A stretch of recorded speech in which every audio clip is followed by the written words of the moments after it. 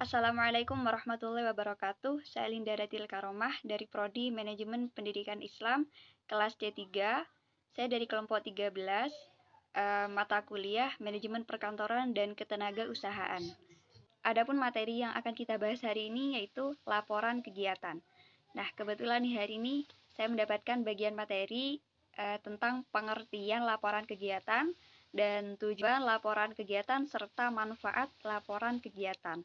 Untuk penjelasan-penjelasan selanjutnya akan dilanjutkan oleh teman-teman saya yang bernama Linda Yuniastia dan Wardatus Solihah. Oke, langsung saja kita simak videonya. Assalamualaikum. Kembali lagi dengan saya Linda Datil Karomah dengan NIM 2021010377. Nah, di sini saya akan menjelaskan tentang pengertian laporan kegiatan.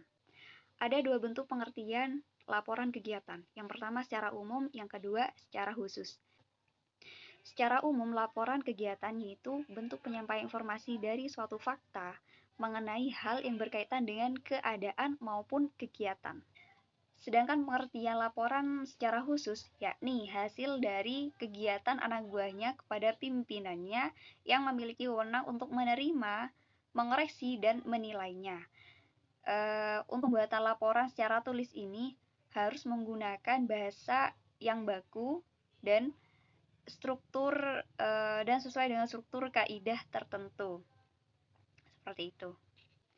Selanjutnya, tujuan dari laporan kegiatan. Yang pertama, mengidentifikasikan atau menggambarkan suatu kegiatan. Yang kedua, mendokumentasi dan mencatat data dari suatu kegiatan tersebut. Yang ketiga, menguraikan runtutan acara. Yang keempat, menjadi bahan penilaian untuk kegiatan di masa yang akan datang. Yang kelima, memberikan informasi tentang fakta dan kondisi fokus pada kegiatan. Lanjut, yang keenam, kesimpulan pada kegiatan tersebut. Yang ketujuh, yaitu memenuhi persyaratan dan perjanjian. Selanjutnya, manfaat dari laporan kegiatan.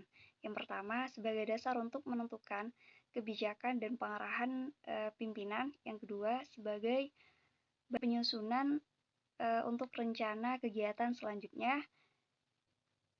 Yang ketiga, yaitu dapat mengetahui perkembangan dan proses peningkatan suatu kegiatan.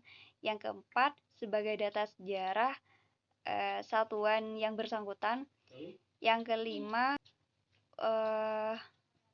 sebagai bahan pertanggungjawaban atas apa yang telah kita lakukan. Saya rasa cukup sekian presentasi dari saya. Mohon maaf jika ada kesalahan kata ataupun penjelasan yang kurang tepat. Wabillahi taufiq wal hidayah. Wassalamualaikum warahmatullahi wabarakatuh. Assalamualaikum warahmatullahi wabarakatuh. Baik, di sini perkenalkan nama saya Linda Yuniastia.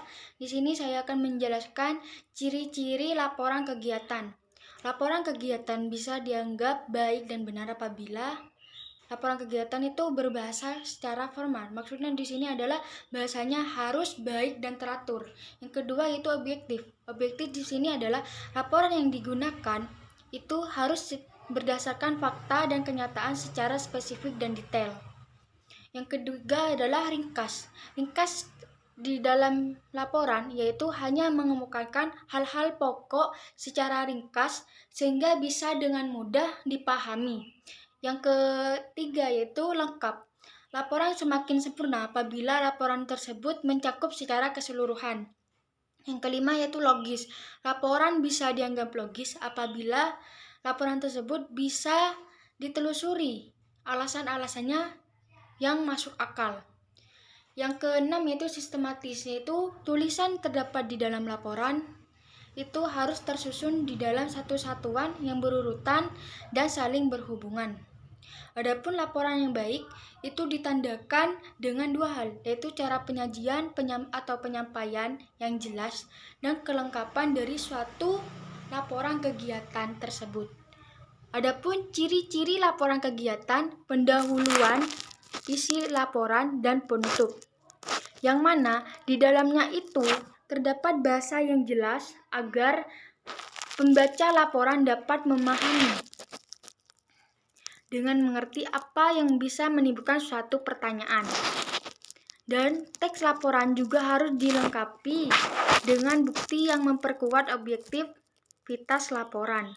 Misalnya, dalam bentuk foto, dalam bentuk nota, atau struk, dan lain-lain. Ditulis mengikuti format yang telah ada. Mengetahui perkembangan dan proses peningkatan dari suatu kegiatan. Dan laporan kegiatan itu juga mempunyai ciri-ciri spesifik yang bisa membedakan dokumennya dengan dokumen-dokumen yang lain. Yang pertama yaitu ringkas. Diringkas hanya mengambil pokok-pokoknya saja, kemudian diringkas berdasarkan tema dan tugasnya. Yang kedua yaitu logis, harus masuk akal. Yang ketiga yaitu lengkap, harus lengkap dan dirangkai secara lengkap dan sempurna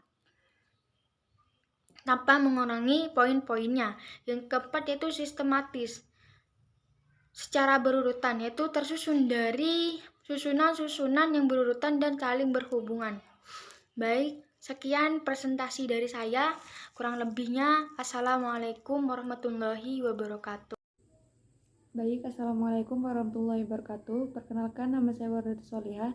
Saya di sini sebagai pemateri ketiga yang akan menjelaskan mengenai struktur dari laporan kegiatan. Nah, laporan kegiatan itu dibangun atas beberapa struktur.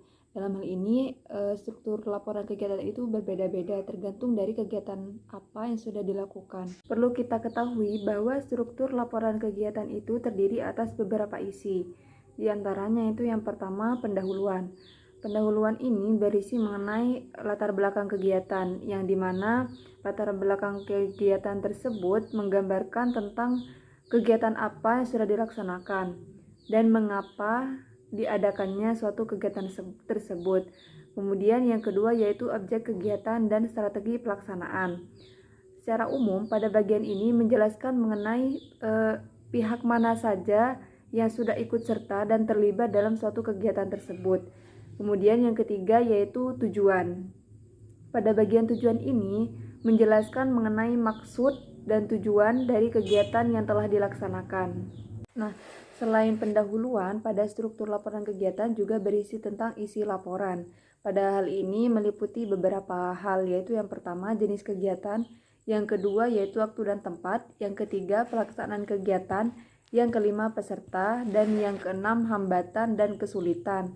Kemudian yang terakhir yaitu hasil dari evaluasi. Kemudian yang terakhir yaitu penutup. Pada bagian penutup ini meliputi kesimpulan dan lampiran. Kesimpulan dan saran pada bagian ini menjelaskan tentang ringkasan laporan pelaksanaan suatu kegiatan. Tidak hanya itu, karena pada bagian ini kita juga harus mencantumkan saran-saran atas kekurangan apa yang sudah terjadi selama pelaksanaan kegiatan agar bisa menjadi bahan evaluasi atau pembelajaran apabila melaksanakan kegiatan lagi ke depannya. Kemudian yaitu lampiran. Pada bagian ini berisi tentang bukti bahwa terlaksananya suatu kegiatan. Dalam hal ini bisa berupa foto, not, tabel anggaran, bukti transaksi, dan sebagainya yang bisa dijadikan sebagai bahan lampiran.